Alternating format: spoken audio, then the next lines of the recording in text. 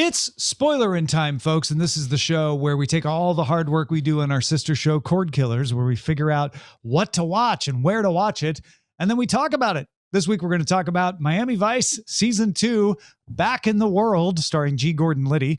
We're going to talk about the finale of Season 1 of Squid Game, Episode 9, Hawkeye, Season 1, Episode 5, and Spider-Man No Way Home, the movie. I'm Tom Merritt. He's Brian Brushwood. Oh my gosh, and it is time to feast on the first real MCU goodness that we've had in a very long time. So joining us is Meryl Barr and, of course, Bryce Castillo.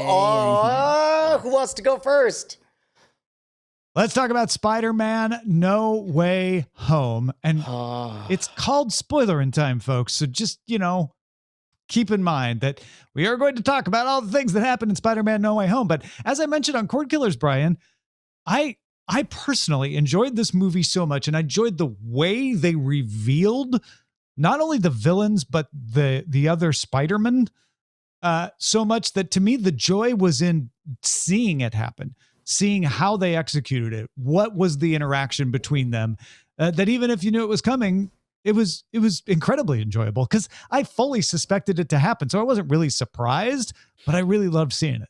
I think I might be able to plus up that love by saying if you began this show with a spotlight on a magician walking out with a cape and a hat, and he said, "Ladies and gentlemen, over the next 2 hours and 46 minutes, I'm going to dazzle you with an incredible display of legal wrangling, positive cooperation between rival studios in which everyone will be made happy, and an incredible magic trick in which we will cause you to forget about the previous 26 movies of the MCU, and now, henceforth, only focus on the Sony-owned properties. It will be an incredible piece of logistical and legal ledger domain. It's me, the legal lawyer, poof, and then he vanishes, right? Like that alone is really a marvel. And I want to read the book about how this movie ever was made to be. Let me tell you how good this movie is. Because I had tickets for opening night. And then Omicron was starting to creep in. I was like, I don't know. Let me switch to Saturday morning.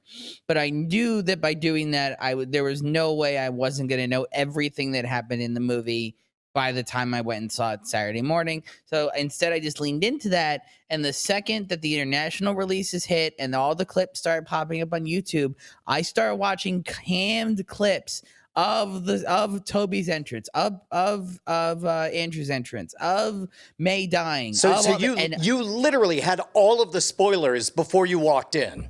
And I cried watching all these moments on my phone, and I cried again in the theater. They were brilliant. They were gorgeous. They were well told. They were well directed. Oh, the moment when Andrew comes in and then Zendaya throws the bread at him. It's like, I have to take a thing. It's not for bread. Like, I loved everything. This movie is remarkable, and it is why, like, it being like, I believe it's a cliche to say that people only show up for good movies. People show up for movies. It helps when they're good. This is a good example of that, where it's like, it helps that this movie is genuinely great on top of it being a Spider-Man movie. Tom? Yes? How did you feel about this movie? Well, I just told you how I felt about this movie, didn't I? Did I not? No. You haven't. What are you after? What are you after? What can I give you? Give me the blow by blow of your personal experience of what you expected and what you actually got. Okay. I didn't get spoiled at all. I magically was able to avoid any spoilers. I 100% guessed that if they were going to have the villains, they were going to have Toby and Andrew Garfield as well. We went at 10:45 a.m. on Saturday. We had a great crowd, even that early on a Saturday, of people who were into it. They were clapping. Mm-hmm. The biggest applause moment of the movie was when Andrew Garfield caught MJ. And I even teared up a little. Amazing Spider-Man 2 when that happened. I was like, oh my gosh, he redeemed. I think what they did so magically with the Spider-Men and I'll talk about the villains too, but with the Spider-Man, they didn't just bank on like, and we'll have Toby and Andrew show up and that'll be fun and that'll carry it. They worked for it. They said, no, let's actually develop Toby's Spider-Man that was in those original movies. And where would he be this amount of years later? Let's develop Andrew Garfield's Spider-Man and what would he be going through? And then let's give them motivations, why they're going to help Tom Holland's, why they're going to fight, who they're going to fight, and how they're going to feel when they fight those people, and why they're going to decide that sending them back is better than just killing them when they are the ones who originally killed them. And I'm like, that work paid off. Because even if you hadn't seen the Andrew Garfield Spider-Man, you got the gestalt of him going through the pain.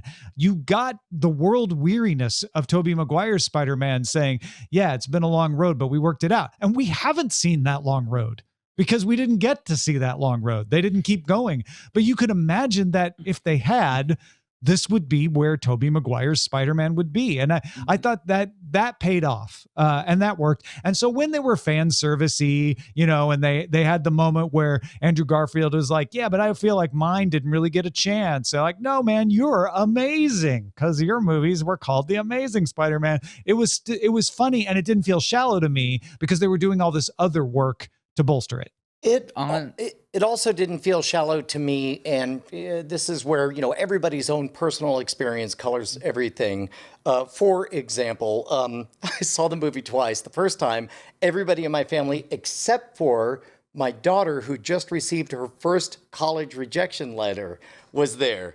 And then, and as soon as we talked afterward, we're like, wow, I'm really glad that the daughter who just got rejected from college didn't see it tonight. The following morning, we got to that part and I was like, oh, that's right. This is a thing. And I looked over and she was grinning ear to ear and she turns and whispers, I'm so glad I didn't see this yesterday. It was truly special. And that, of course, is colored by my personal experience, right? Sure. Likewise, my guess is not everybody went back and rewatched Spider-Man Into the Spider-Verse right before watching this.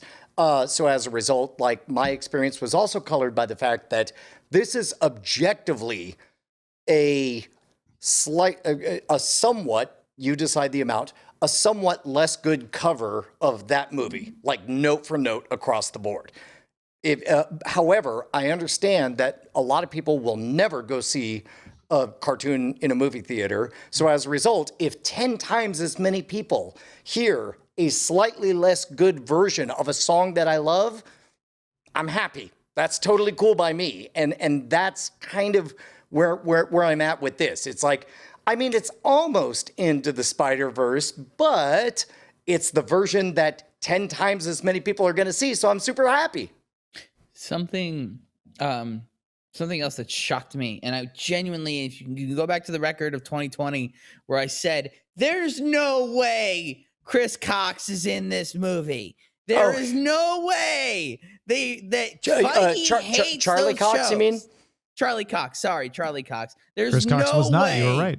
Yeah, there's no way Feige hates the Netflix shows, and between this and Hawkeye, it's like, God damn it, Kevin, couldn't you just let them live then? Like, you like them. You like the actors enough to let them play in the world in the end of the day. You couldn't. Okay. But I genuinely enjoyed seeing Charlie Cox on the big screen as Daredevil. He's already said that if we do Daredevil, it will be Charlie. So there's clearly going to be more Daredevil coming. I'm so happy. I loved it. I loved that scene with him. It felt like, oh, he's back and they're going to do more and he's going to get to play more and get to play around with all the toys now. It's just, was so happy, delighted with that. The only thing I felt was lacking, it's not even lacking, it's just a nitpick for me. Tom, what you said about developing the Spider-Man, when they're talking about in the scene of what villains they've all fought, they're running through like, well, I fought an alien goo and I fought a Russian guy in a rhinoceros machine.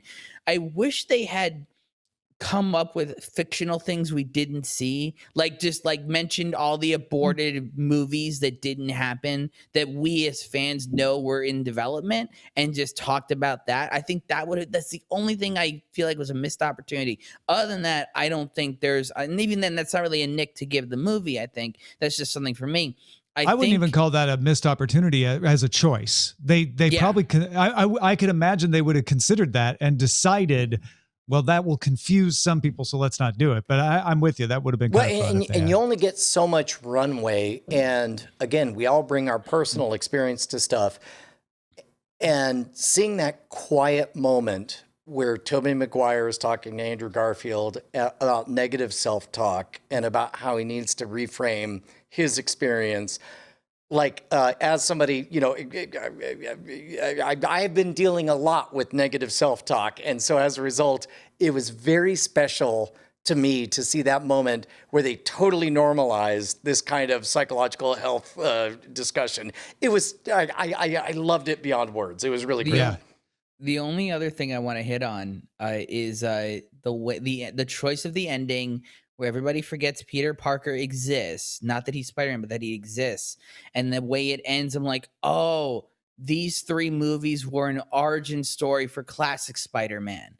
Like, this was Feige doing a 3-movie origin story where we dealt with he lives in a world where the Avengers exist. He's had heroes. He was, if what Feige has said is that the kid in Iron Man 2 is Peter getting saved by Tony from the drones. Like, he's lived in a world with superheroes. What does that Spider-Man look like? But now he's been reset to where he's now classics. Tom Holland is now classic Spider-Man with no connections. No one knows who he is. He has no tech. It's just him and his sewing machine. And I thought that, although they haven't forgotten Spider-Man, they've only forgotten Peter Parker. That's what I'm saying, though. But now Peter doesn't Spider-Man's still an Avenger. Yeah, I don't know. I think the Peter implication Parker, there, they may not know who he is. To me, the implication there was he no longer has access to toys. Like, it's just him. I don't know. The reason I say that, I thought that too, and I was saying similar things, and we came out of the movie theater, and Eileen's like, they all remember Spider-Man, they just don't remember Peter Parker. Seen it twice. I'm pretty sure everybody who knew Peter Parker, oh no, they really do forget Peter Parker, because they all forget Peter. Yeah, but they don't. They all know Spider-Man. They know a Spider-Man exists. Yeah. But no one knows Peter is Spider-Man. But then on top of that, everybody in Peter's life who knew Peter existed no longer knows Peter exists. There was a really fun, wonderful, terrible moment. Close your ears, Bryce, where May says the phrase, and she's halfway through the phrase, and just the waterworks are opened up, and my 14-year-old like grabs and is upset because I'm crying at a moment I shouldn't be crying. but it's like, if there was ever a press release as to what was about to happen, that was it. Oh no, Eileen and I grabbed each other's hands. We're like, oh no. And also, check me on this, but I believe that May said it the way it was written in Silver Age. And the way we've heard it up until now in the movies has been a simplified version, a simplified later version that was used in later comics, which I also liked, in that when they reference it later, Toby and Andrew consistently say it that simplified way instead of the longer way that May says it. What is so if we can step back and think about like the chess game that was happening. They have to extract the Sony universe from the MCU, and they need everybody to play pretend like, you know, here's a severing of that umbilical between the two. And quite literally, they rely on a magic spell, and they announce to everyone, you now have to forget, just like everyone in this world has, all that other stuff that happened. You're welcome that we were cool about using Spider-Man, who we have the rights to, even though blah, blah, blah, blah, blah. And it's like, I'm totally on board for it, and 100% But they're not taking Spider-Man out of the MCU. That is correct. However, they are now totally freed to tell unencumbered stories that don't rely on, well, why don't you just call so-and-so or whatever. Oh, I see what you're saying. You're saying that they brought him in, but then also took them out. So now there's no, like, why aren't you calling the other Spider-Man? Because he left the universe. Like, is that what you're saying? No, that, like, I it was close-ended is what you're saying, right? What I'm saying is the next movie we see from Sony that involves Spider-Man, it's not going to occur to him to call the Hulk or Thor or anybody else for help. Like why not? The divorce is now over. I mean, unless that's the stunt casting that they want to do to loan everything. You're saying because Sony doesn't own them is why. But why? The MCU ones are. But Spider-Man is not forgotten. So Spider-Man could still get a hold of Doctor Strange or Hulk or whatever. Could, yes, will, no. I see I where don't you're know. going. And I only say this because that's exactly what I thought until Eileen pointed out that they didn't forget Spider-Man. I'm like, oh, right. And then I read the interview where Feige was like, Spider-Man's still part of the MCU, or we can't wait to tell future stories. Like, I'm not sure that's what they're doing after all. Let me put it this way. Imagine a pitch meeting, bunch of writers sitting around. They're proposing a bunch of ideas. You're an executive at Sony. They're like, we have two really good ideas. One of them involves Spider-Man going back and reconnecting with the Avengers. And you as the executive are immediately thinking, oof, gonna have to call so-and-so and blah, blah, blah, blah, blah, blah. We'll have to figure out some kind of trade-off to make it worth both of us splitting a pie, whatever. They're like, the other one is really great, and it involves a weird team-up between the Sinister Six and Spider-Man to fight Venom. Which of those two do you think will be the next Spider-Man movie?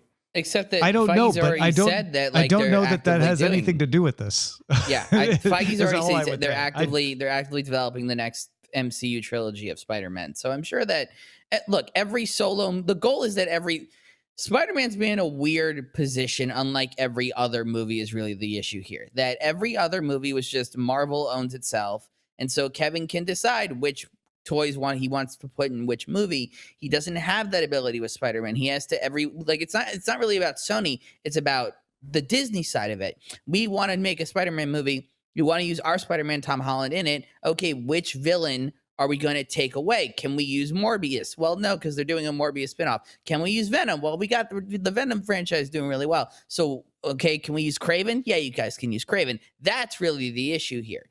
What villains will the continuing adventures of the Tom Holland Spider-Man be allowed to play with in his solo movies?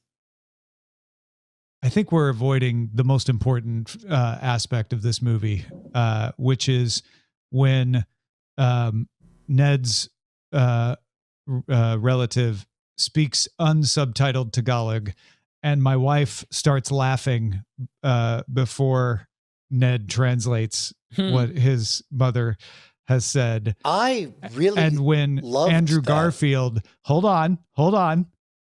And when Andrew Garfield then says, "Sorry, Lola," and I say, representation. That is me. Didn't understand a thing she said, but understood the tone, knows to call her Lola and apologize. Yeah, I'm Andrew Garfield in that moment. Well, right and also they immediately reveal, she speaks English, the next phrase in that. But I loved that they felt no need to subtitle any of that, because it's like, what's that going to give you? Something that you didn't get before by watching the tone and the posture and all that. Yeah. Yeah. No, I'm just saying it felt very real to me. That's all. I mean, how did you guys feel about the Miles Morales quick little nod? Loved it. That Jamie Foxx that gives? was cool. Loved it. Yeah. All right. Any other thoughts on Spider-Man No Way Home? Just that it's fantastic, and it's you know what it is? Last thing. It genuinely feels like the first genuine Phase 3 follow-up movie.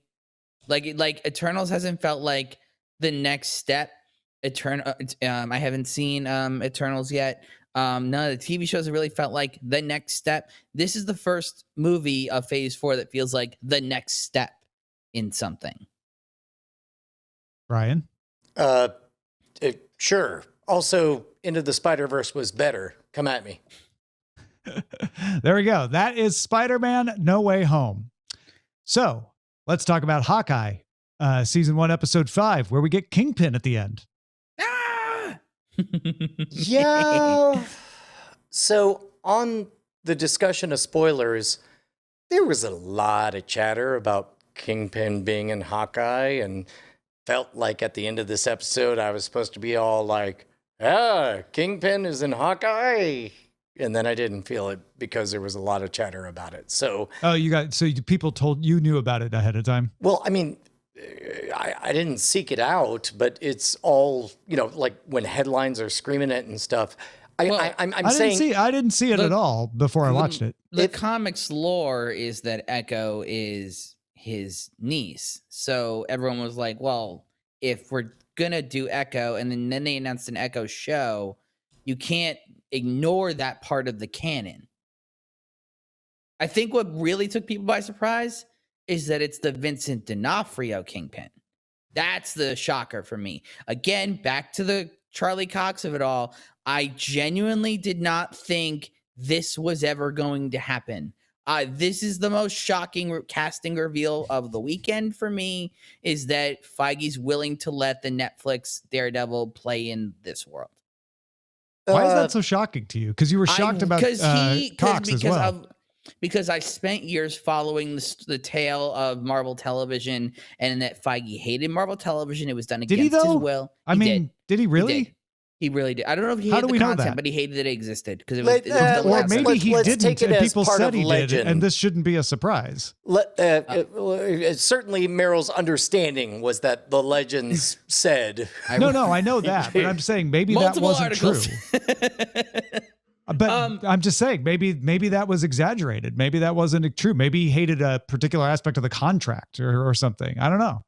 But I think it might be also just be a case of, look, people really loved it, and so why am I not going to play into that? Whether or not these are the same, again, because of the multiverse, it's like maybe these aren't those guys. Maybe these are, they just in this universe they look like those guys. But maybe if we're speaking pure emotions, I was much more surprised to see Charlie Cox in the movie that we talked about recently than seeing a character from the same franchise in another television show. It's almost like there's layers. You know what I mean? Mm-hmm. Yeah, I got you. No, I get that. I'm shocked across the board that like both of them appeared.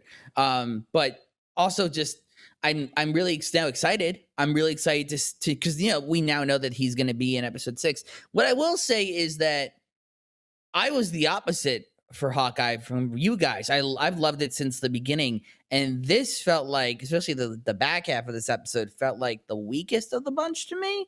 It felt like a lot of moving of chess pieces into the last act. I will say that I still stand behind. I really didn't enjoy episodes 1 and 2, but I will vouch for the fact that episodes 3 and 4 really got a lot of credit, enough credit that even though I agree with you, Meryl, this is very much just setting up the final end battle. Not a whole lot happened. Finally, they indicated that, mom is evil, that kind of thing, whatever. But a lot of goodwill. They have a lot of credit in the bank of Brian. Yeah, I enjoyed this one quite a bit. I thought the Yelena Kate face-to-face meeting, I found it quite hilarious and enjoyable and made me want mac and cheese. I thought it was interesting when Clint just said, yeah, it was me. I'm Ronan. I killed him. Would you get over it? Like, let's push through that. So yeah, was it my favorite episode of the 5 so far? No, but I liked this one fine. And I say that without even disputing what you're saying, Meryl. There's a lot of chess piece moving around here for sure. Yeah, this one's a solid third place. Not. Mm-hmm. There's no comparison between episodes 3 and 4 to this one, but yeah, it's fine. Yeah, good stuff. All right, any other thoughts on Hawkeye 105? No, but outside, actually, here's a dumb thought, is I just keep thinking, my goodness, do I love watching American Sign Language be performed. It is gorgeous. It is nice. Like emotion transformed into poetry. I love it. Mm-hmm. All right, that's Hawkeye really love episode. Echo when it comes out. That's Hawkeye episode 5. Let's talk about Squid Game, episode 9, final episode of season 1 of Squid Game. Sounds like they're going to try to make a season 2. Brian? Yeah? What did you think of the revelations, the final battle, and the denouement of Gi-eun and his journey? Let's start with the denouement. I wish I hadn't heard the public statement that the creator wrote it intending for there to not be a second season, because it looks an awful lot like he's getting ready for a second season. He never said he did. He never said he wrote it self-contained.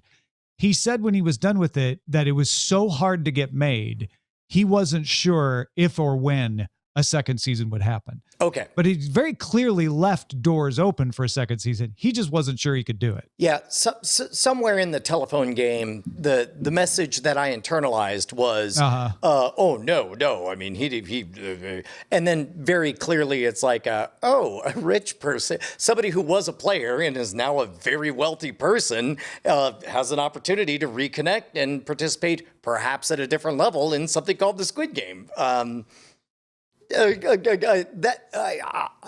Again, that's my journey and that's my own unfortunate circumstance. Were you at all taken aback? Did you not like the fact that player 1 was also the runner of this version of the Squid Game? I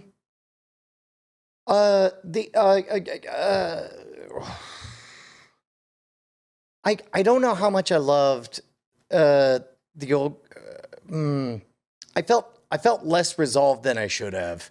I was just like, oh, so that's the twist, and then sort of stayed on guard for everything. I didn't shed a tear. I didn't get upset. I was just like, oh my God, I love that guy so much. I'm so glad I saw him one more time before he died. Yeah, somebody who did manipulate bizarre amounts of money and killed people left and right. I'm so happy he got to play red light, green light. Like, I didn't feel that. and I could tell that they were really trying to get me to feel that, which only made me more like, no, I don't think I love this. That's interesting. I didn't feel like they were trying to make me feel that. I thought they were trying to make me feel like, aren't you surprised? And then I kept waiting for, and there was no and. Well, the yeah, and was right up to the end. Jump he wanted in, to play Bryce. a game. Because we talked about this 2 weeks ago. Like, we got it. It's a rich people want to play with human lives thing. You can't spoil us on the same thing twice. This is what I'm going to say. What a letdown of an ending. It's such you build up this world. You build up these games. Tom, I remember when the show had come out originally and you guys were talking about it on what we've been watching, right? Or maybe it was the metrics were coming out. Like, it's like the #1 show worldwide. And Brian asked you, is it good? And you said yes. And then he said, is it worthy of being the #1 show worldwide? And you very unequivocally said no. And yeah, no, no. Like, the ending really pissed me off because I'm so thankful that you remembered this so that I can remember it. It felt like such a cop out of that's the kind of ending where I'm like, well, now I feel like this should have just been a movie. If that was your ending, I spent 9 episodes to get here, to get to another rich people are using poor people as cattle allegory. But that's not the meaning of the revelation. I will dispute if you're thinking that the point of revealing that player 1 was running the game is doing that theme again. I don't think that's what they were going for. Now, I may have come across that way, which is faulty execution, and I think it is faulty execution. Yes, but I think what they were going for was this sweet beloved old man whom you think was maybe even treated unfairly by Gi-eun was not a sweet. You were supposed to have the shock of like, oh my gosh, I loved him, I believed in him, and he was the evil the whole time. Is the whole of that. But they string it out with him playing one more game just to prove that, you know, he's the evil old man, and maybe get you to feel a little moral ambiguity of like, but maybe he's the hero of his own story. And look, Gyun is right. Somebody did come and did save them. And then you're worried. You're supposed to be worried. Will Gyun actually try to kill him? But that choice is taken away from him. And where I was like, okay, I get all of those cards, and those are all valid cards to play. And then Gyun just dyes his hair and tries to fly to America, and then runs into the guy from Goblin and decides, no, I'm not flying to America. I'm going to take down the Squid Game. I'm like, you know what? I'm all right with Gyun being the guy who's going to take down the Squid Game. That's all motivated. But how we got from here to there it's very random. It's very jarring. And then on top of all of it, it just feels like, okay, like everyone knows episode 6, the marbles game, how tragic it is. It hurts your soul. And when you think that the old guy dies, it just destroys you emotionally. I don't feel like that was I don't feel like that's suddenly now a wasted scene. I still think I'm emotions were genuine. However, I do think because of this reveal, I am annoyed now. Like I'm a little annoyed, and not in a good way, not in a delightful way. I'm just frustrated in a like on a writing level. And like, I feel like for the show to end on such a, frankly, from my perspective, a basic note of like, build up, great. It's great. We're going to build more. We're building more. And then you just build right to exactly where I thought it was going. So there are two things.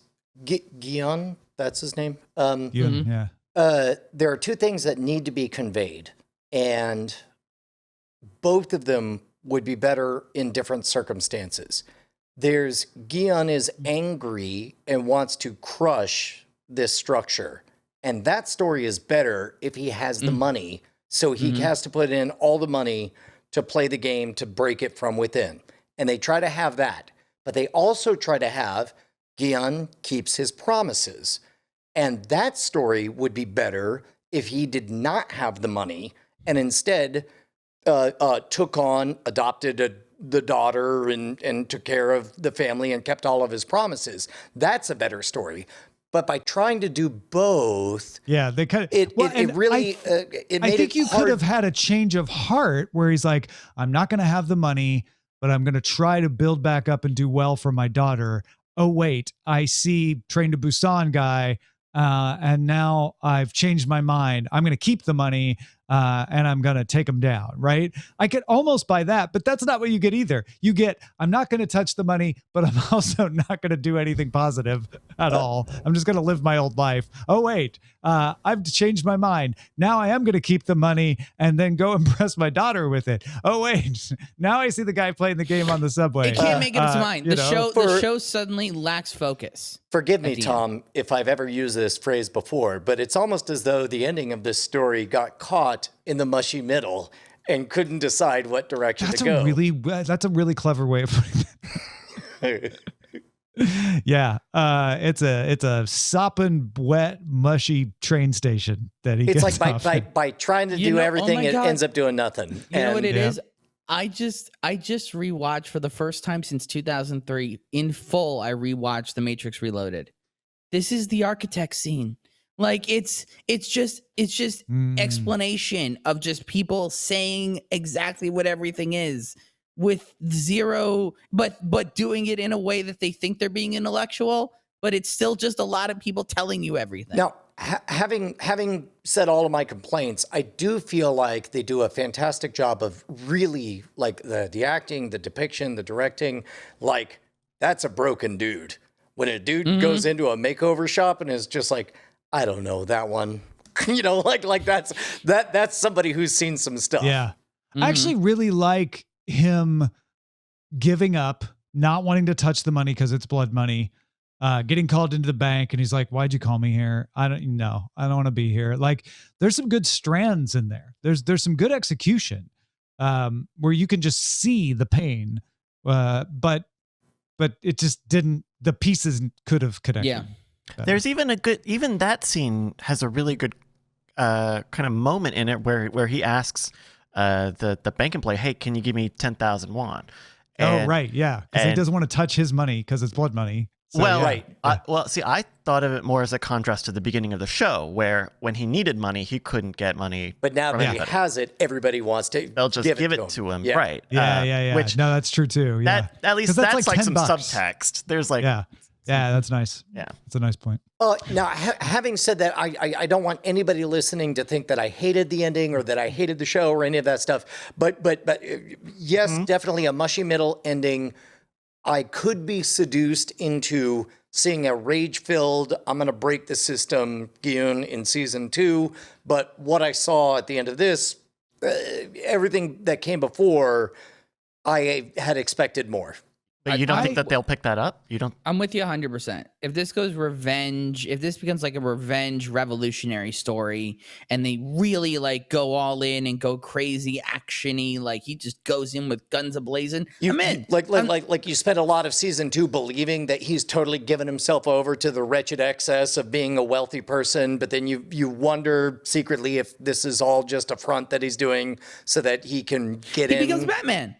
He literally becomes Batman. Yeah, like, pretending to be drunk and all that stuff. Yeah. Yeah, I'm not saying I don't want more. I'm just saying that where we are left, like the new season's gonna have to really hit hard, fast, like and really regain my trust because my trust does feel a little betrayed right now.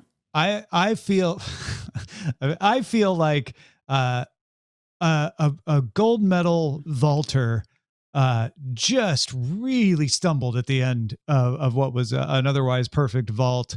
But I'm ready to watch them make another attempt. Let's see what they got. I mean, they certainly have enough credit that I'll be back, but that was that was definitely a twisted ankle, Also, whoopsie doodle of a landing.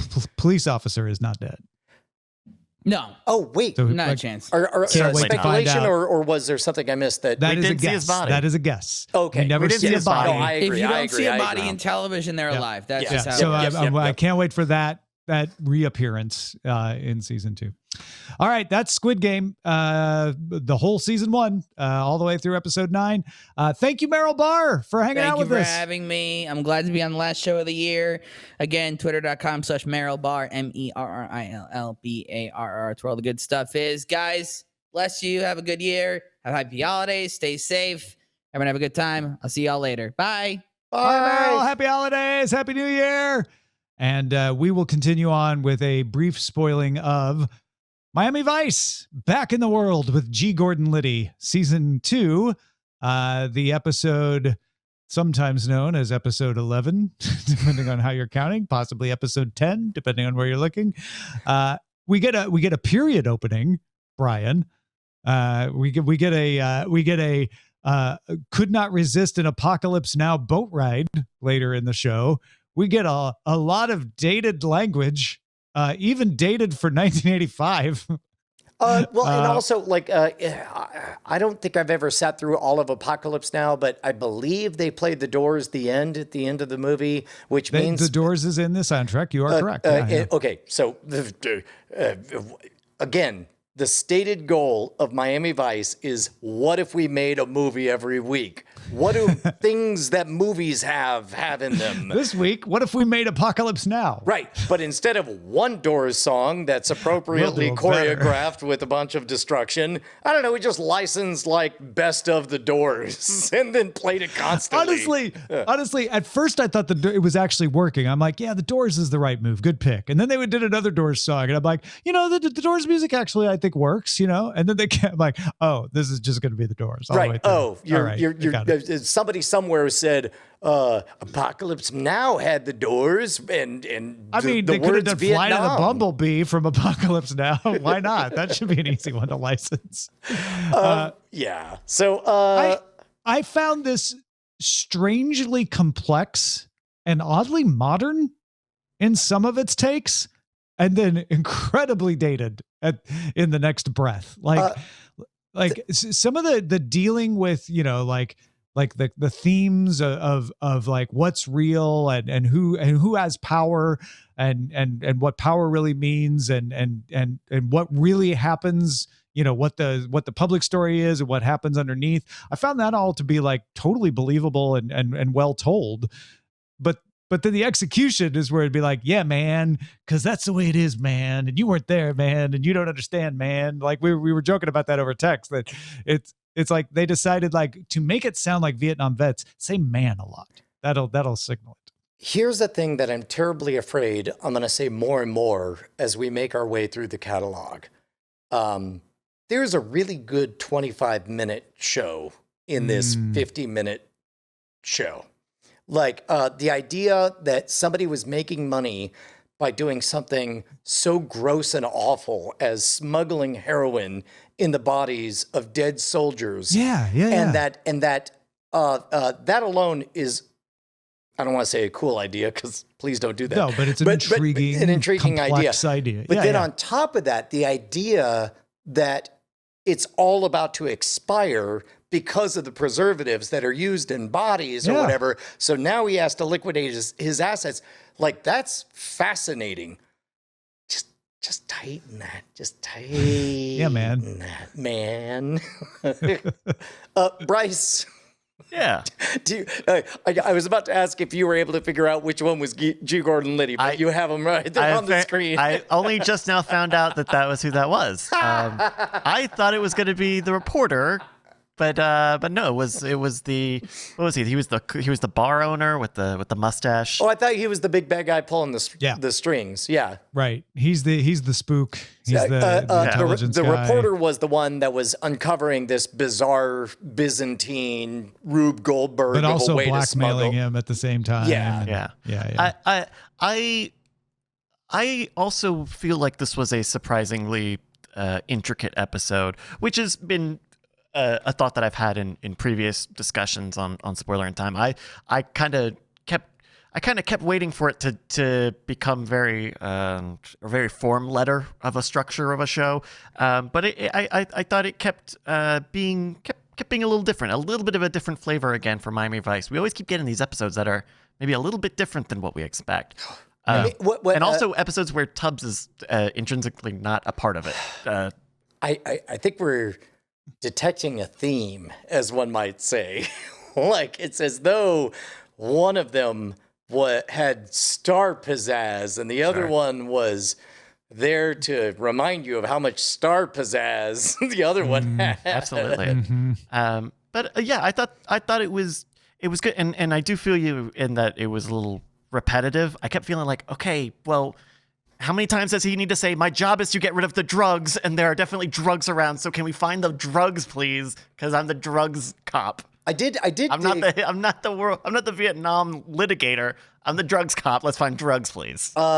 Speaking of which, this was the episode that began with them sort of rolling their eyes at the DEA. With it's like, oh, these guys. They ended up busting essentially a nothing bust of some frat bros with some pot or whatever, and they're rolling their eyes like, we do the real work, man. Which was also fun to see at the beginning, like them kind of like poking fun, like, hey, good job wasting all our resources on some marijuana. Cool. A couple other things. One, they used the phrase "forgotten to the max," which if was used in an 80s period piece now, I would roll my eyes at, but I'm like, oh, they were in the 80s. So look at that. All right. And did you notice the lengths they go to in this episode in particular to use telephones in places that would have been hard to have a phone, right? He has a phone brought out to him at the hotel restaurant. I did not notice that. Oh,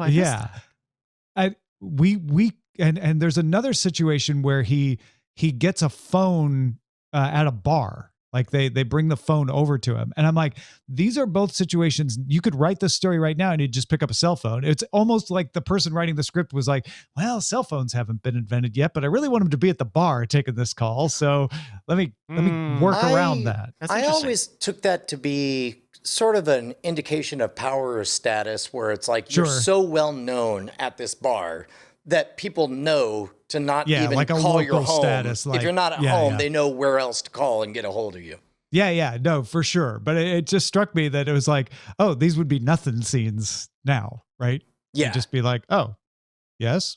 Like there would be no status associated with it at all. Well, as a matter of fact, I would say the closest current moment, the parallel would be, I have called my wife 1, 2, 3 times and she's not answering. And then I call my daughter. My daughter immediately answers. And I was like, is your mom there? And she goes, yeah, she's right here. And then hands over the phone. It would be some version of that, basically. Yeah. Although at the hotel, it was like a person bringing out on a tray, basically. Like there was some other kind of status. Now I can no longer defend it. That's just an 80s trope. And to be honest, part of me loves it. The fact cool. of having multiple phones like the gambler, like the bookie had. All right. Anything else on Miami Vice back in the world? I'm kind of excited to take a break because taking a break means we get to go back. Yeah, right. Because I wouldn't give up. I wouldn't give up on this episode, but I am ready for a break.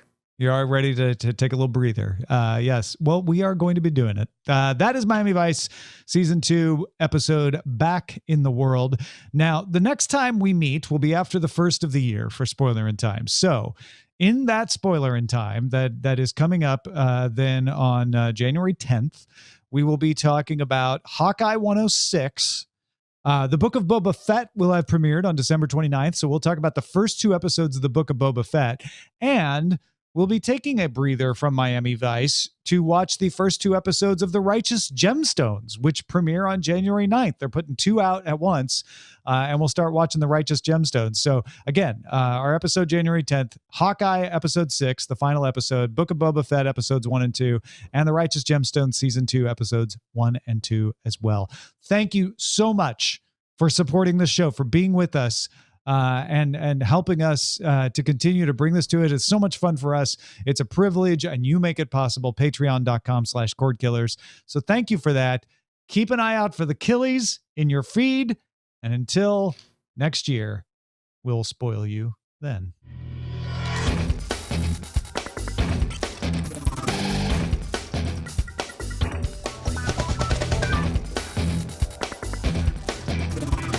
Diamond Club hopes you have enjoyed this program.